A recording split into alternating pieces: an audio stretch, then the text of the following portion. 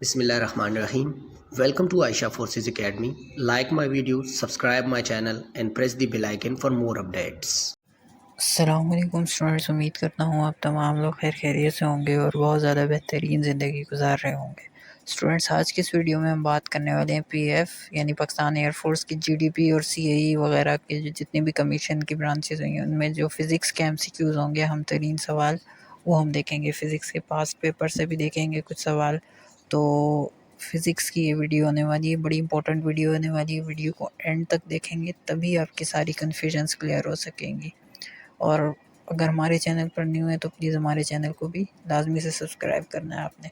तो बिना time waste के वीडियो को जल्दी से स्टार्ट करते हैं। स्टूडेंट, जल्दी से पहला क्वेश्चन देख लेते हैं। If R is equals to 0 1 1 2 3 4 is a binary relation then its range R is equals to dash. अच्छा, आर जो है रियल नंबर्स के बराबर होता है। जो सबसे इफ़ आर लिखा हुआ है ना पहले, तो ये आर रियल नंबर को बोलते हैं। ठीक है, इसका एक सेट दिया हुआ है हमारे पास जो कि है 0 1 1 2, ये ब्रैकेट्स में दिया हुआ है। अब ब्रैकेट्स में दो चीज़ें, एक 0 1 है, तो 0 जो है यानी कि जो लेफ़्ट साइड वाली जो जितनी भी वैल्यूज़ होती हैं वो एक्स कहलाती हैं। ठीक है, और राइट साइड वाली जितनी भी वैल्यू होती हैं वो वाई कहलाती हैं। जैसे 0 लेफ़्ट साइड में वो एक्स है और 1 जो है राइट साइड में वो वाई है। हर ब्रैकेट में, हर ब्रैकेट में, यहाँ 3 ब्रैकेट हैं।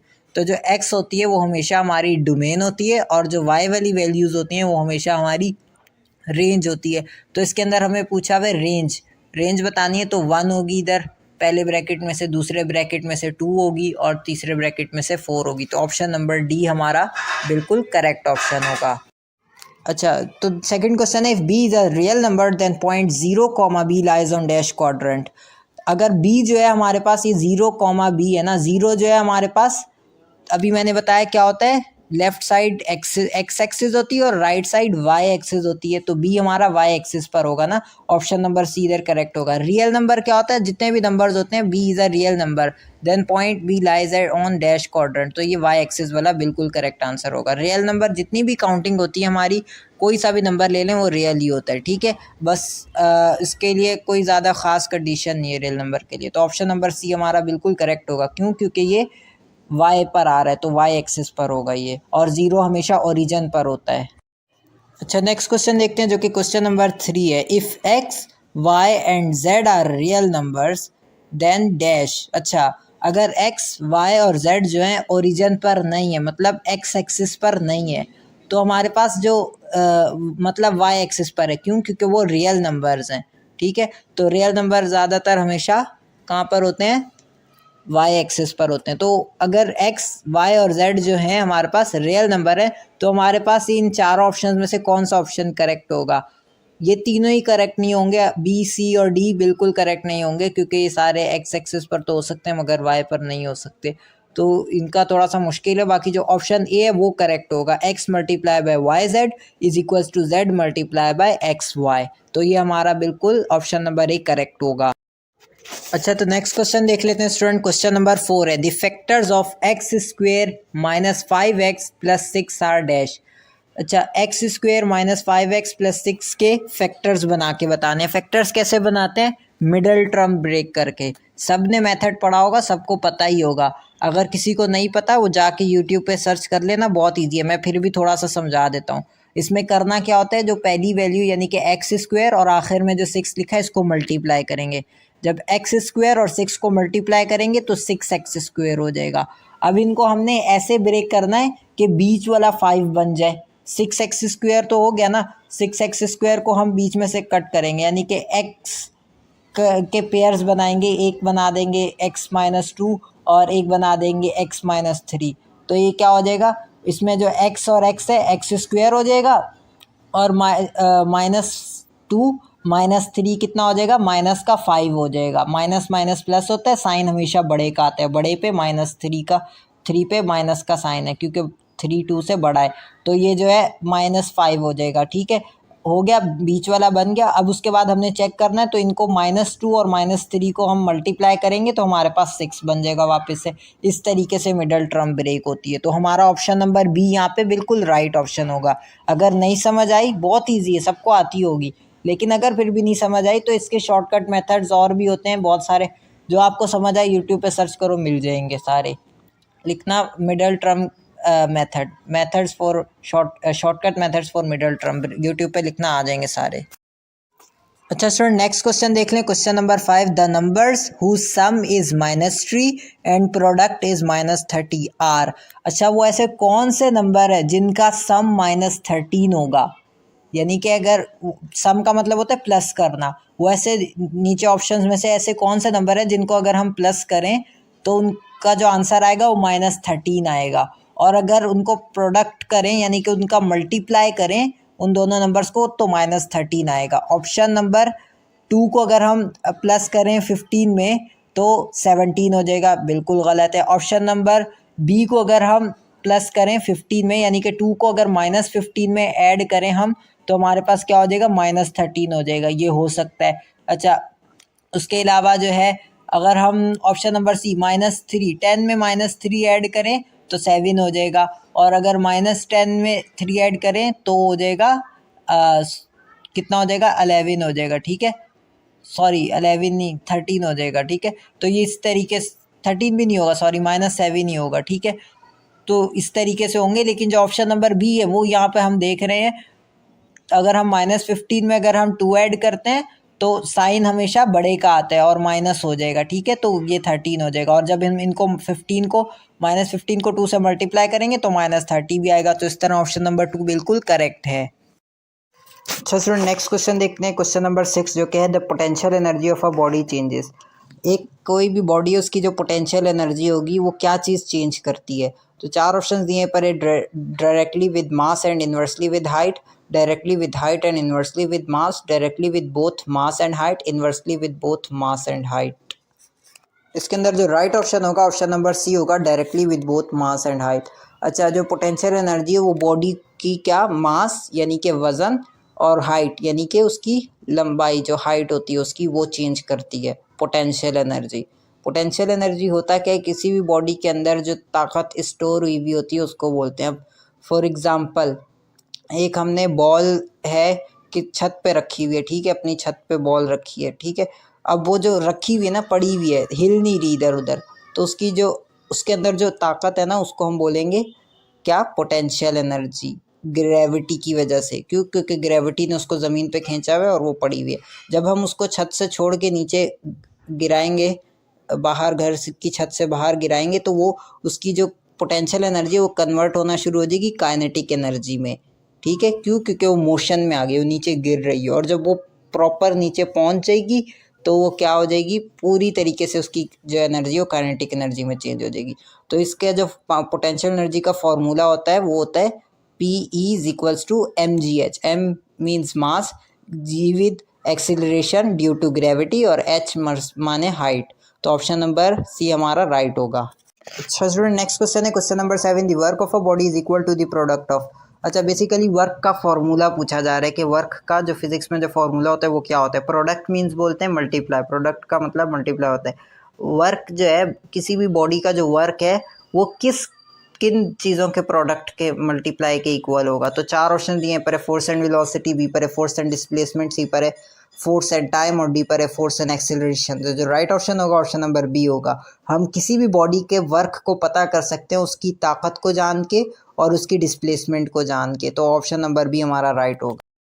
अच्छा स्टूडेंट नेक्स्ट क्वेश्चन है, the increase in the temperature of a body of unit mass by 1 degree centigrade is called its dash. अच्छा किसी भी बॉडी का टेम्परेचर इंक्रीज करें 1 यूनिट मास पर तो वो क्या कहलाता है। तो इधर हमारे पास 4 ऑप्शंस दिए पर स्पेसिफिक हीट, बी पर ए पर है स्पेसिफिक ग्रेविटी, बी पर स्पेसिफिक हीट, सी पर है थर्मल कंडक्टिविटी, और डी पर है थर्मल एक्सपेंशन। तो इसका जो राइट ऑप्शन होगा ऑप्शन नंबर बी होगा, स्पेसिफिक हीट। एक बार और समझने अच्छे से समझा देता हूँ स्पेसिफिक हीट होती क्या है। कोई भी बॉडी है, यूनिट मास क्या होता है, किसी भी बॉडी है हमारे पास, फॉर एग्जांपल हमारे पास एक ग्राम जो है एक हमारे पास बॉल पड़ी है, ठीक है। बॉल किस चीज़ की बॉल है हमारे पास, मेटल की बॉल है, मेटल की, ठीक है। मेटल की बॉल एक ले लें, कितने किलो की, 1 किलो की जो है हमने ले ली। तो अब ये 1 किलो उसका कितना हुआ, यहाँ फॉर एग्जांपल आप 1 ग्राम की ले लें, 1 यूनिट मास। मतलब हर चीज़ जो भी हो ना किसी भी यूनिट में हो, चाहे वो आप 1 ग्राम ही ले लें, 1 किलो ले लें, 1 लीटर ले लें, या 1 सेंटीमीटर ले लें, 1 मीटर ले लें, कोई भी चीज़ हो, जितनी भी हो ना, वो एक ही होनी चाहिए। 1 किलो 1 ग्राम या 2 नहीं होनी चाहिए, 3 नहीं होनी चाहिए। अगर हम कोई भी 1 यूनिट मास के लिए जो है कोई चीज़ को गर्म करें और उसका बॉडी का उसका टेम्परेचर बढ़ाएं, तो वो क्या होगा? तो वो स्पेसिफिक हीट होगा। तो स्पेसिफिक हीट वाला ऑप्शन बिल्कुल करेक्ट होगा। अच्छा स्टूडेंट, नेक्स्ट क्वेश्चन देख लेते हैं। Question number 9, in any circuit current is directly proportional to dash. किसी भी सर्किट के अंदर करंट डायरेक्टली प्रोपोर्शनल होता है किस चीज़ के, ये हमें बताना है। ए पर है रेजिस्टेंस, बी पर है पोटेंशियल, सी पर है टाइम, डी पर है टेम्परेचर। तो जो राइट ऑप्शन होगा ऑप्शन नंबर बी होगा।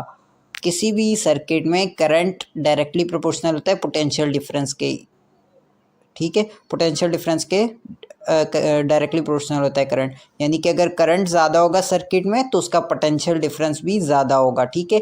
और हाँ, और ये इन्वर्सली प्रोपोर्शनल का अगर पूछ लिया जाए तो वो इन्वर्सली प्रोपोर्शनल होता है किसके? रेजिस्टेंस के। और ये किसने हमें बताया था? ओम्स ने बताया था। ओम एक साइंटिस्ट था, ओम का लॉ था क्या? I is equals to V upon R. V potential difference था, यानी कि वी डायरेक्टली प्रोपोर्शनल है किसके? करंट के, और आर जो है डिवाइडेड बाय अपॉन आर किस? इन्वर्सली प्रोपोर्शनल है। तो ऑप्शन नंबर बी हमारा इधर बिल्कुल करेक्ट होगा। अच्छा स्टूडेंट, नेक्स्ट क्वेश्चन देखें फिजिक्स का, जो the strength of a magnet depends on. अच्छा, जो मैग्नेट होता है यानी कि इलेक्ट्रोमैग्नेट की यहाँ पे बात हो रही है, जो फिजिक्स के लिए जो इस्तेमाल होता है ना इलेक्ट्रोमैग्नेट, उस मैग्नेट की बात हो रही है।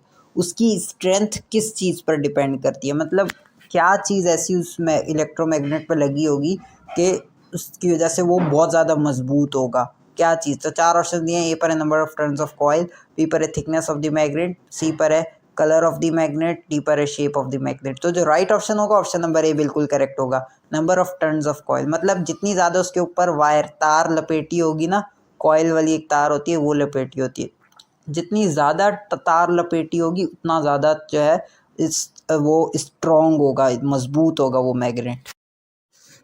अच्छा, नेक्स्ट क्वेश्चन है स्टूडेंट, क्वेश्चन नंबर 11, इंग्लिश के क्वेश्चन स्टार्ट हो गए। तो he will not apologise dash you for what he did as he acted in a good faith.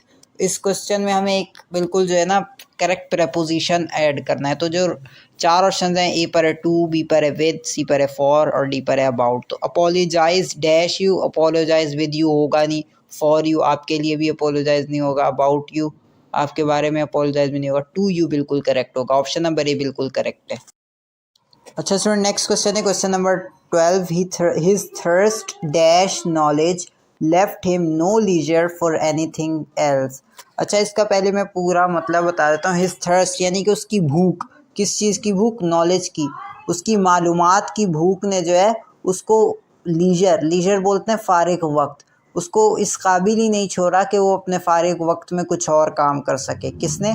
उसकी मालूमात की, उसकी एजुकेशन की, उसको नॉलेज लेने का इतना शौक़ था कि उसको फारिग वक्त में कुछ और करने का कुछ काम ही नहीं मिलता था। तो इसके अंदर प्रपोजिशन करेक्ट वाला लगाना है। ए पर फॉर है, बी पर है ऑफ, सी पर है आफ्टर और डी पर है इन। तो जो फॉर वाला प्रपोजिशन बिल्कुल करेक्ट है। His thirst for knowledge, knowledge के लिए इसकी जो भूख थी, के लिए का मतलब होता है फॉर। अच्छा, नेक्स्ट क्वेश्चन है, we are accountable dash God for our actions. अच्छा, इसके अंदर करेक्ट प्रपोजिशन शिफ्ट करना है। तो ऑप्शन ए पर टू है, ऑप्शन बी पर विद है और सी पर इन है और डी पर बिफोर है। तो इनमें से जो बिल्कुल करेक्ट प्रपोजिशन है ऑप्शन नंबर ए है। साफ पता चला प्रपोजिशन वाले बड़े आसान से सवाल होते हैं, तो इनमें कोई मुश्किल नहीं आने वाली। बहरहाल फिर भी मुझे तैयारी तो करवानी है, इसीलिए मैं करवा रहा हूँ। तो ऑप्शन नंबर ए करेक्ट होगा। अच्छा, नेक्स्ट क्वेश्चन है student question number 14, the training session has been changed from 8:30-9। ये तो बहुत ईजी है, इसमें भी प्रपोजिशन शिफ्ट होगा। और 4 ऑप्शन दिए, ए पर है टू, बी पर है एट और सी पर अनटिल, डी पर है टिल। तो जो राइट ऑप्शन होगा ऑप्शन नंबर ए ही होगा, टू बिल्कुल करेक्ट ऑप्शन है। अच्छा स्टूडेंट, हमारा नेक्स्ट क्वेश्चन जो कि लास्ट क्वेश्चन होने वाला है, question number 15, obey Allah and obey prophet Muhammad सल्लल्लाहु अलैहि वसल्लम। ये एक स्टेटमेंट दिया हुआ है। अभी हमने बताना है कौन सा स्टेटमेंट है। 4 ऑप्शन दिए, इट इज़ अ हदीस, क्या ये हदीस के अल्फाज हैं? B, it is a Quranic verse, क्या ये कुरान के अल्फाज हैं? It is saying for a companion of the prophet, it is a statement of scholar, किसी स्कॉलर के हैं या किसी प्रॉफिट का जो कैंपेनियन था उसने बोला था, यानी किसी सहाबी वगैरह ने बोला था आप वसल्लम के, या ये जो हैं स्टेटमेंट है तो हमारे पास जो राइट ऑप्शन होगा ऑप्शन नंबर बी होगा। एक कुरानिक वर्स यानी कि कुरान की आयत है। ओबे अल्लाह एंड ओबे प्रॉफिट मतलब अल्लाह ताला के और आप वसल्लम के अहकामों पर चलने को बोलते हैं। ओबे Allah and obey prophet Muhammad सल्लल्लाहु अलैहि वसल्लम, तो ऑप्शन नंबर बी राइट होगा। फ्रेंड्स, अगर आपको वीडियो पसंद आई हो तो आप लाइक करें, सब्सक्राइब करें और शेयर भी करें। अगर आपको कोई भी प्रॉब्लम आए तो आप कमेंट करके मुझसे कुछ भी सवाल पूछ सकते हैं। मैं एवरी टाइम आपके लिए रेडी रहूँगा और आपका कमेंट का जवाब दूंगा इंशाल्लाह। तो स्टूडेंट, अल्लाह हाफिज़, अपना ख्याल रखिएगा।